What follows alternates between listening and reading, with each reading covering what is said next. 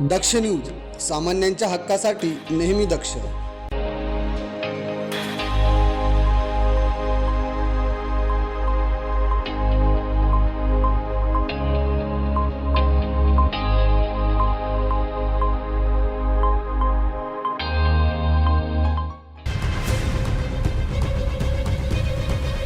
महिला दिनाच्या दिवशी अर्थात 8 मार्च रोजी पवित्र श्री गोदावरी नदी, ज्याला आपण आपल्या आईचा दर्जा दिला आहे, या कुंडात चप्पल फेकल्याची धक्कादायक घटना उघडकीस आली आहे.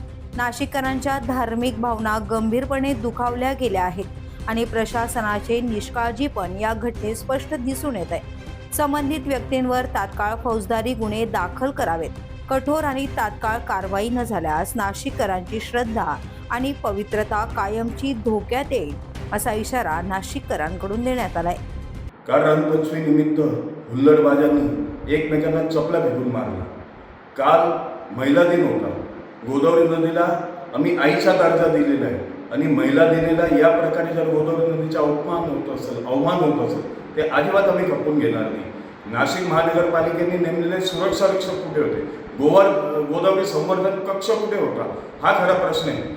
जे कोणी प्रदूषण करते असतात त्यांच्याकडून 1000 रुपये दंड वसुली केली जाईल, असं तत्कालीन नाशिक महानगरपालिका आयुक्त यांनी आमच्या याचिकेमध्ये लेखी स्वरूपात सांगितलं गेलेलं आहे. मुंबई उच्च न्यायालयाने पोलीस बंदोबस्त गोदावरी नदीच्या प्रोटेक्शनसाठी दिलेलं आहे. पोलीस काय करत होते? आमच्या माहितीप्रमाणे त्या ठिकाणी पोलीस सुद्धा तिथं उपलब्ध होते, ते बघायची भूमिका घेत होते.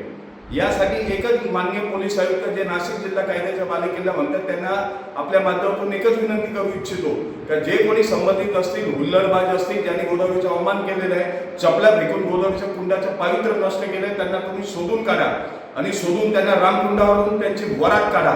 म्हणजे आगामी काळामध्ये या प्रकारे कुठल्याही प्रकारचं कोणी करायचं धाडस करणार नाही. ही घटना दर्शवते की पावित्र्याचा अपमान कुणालाही सहन होणार नाही. सजगतेची वेळ आली आहे.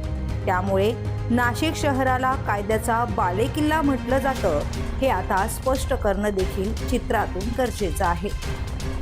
करणसिंग बावरी, दक्ष न्यूज, नाशिक.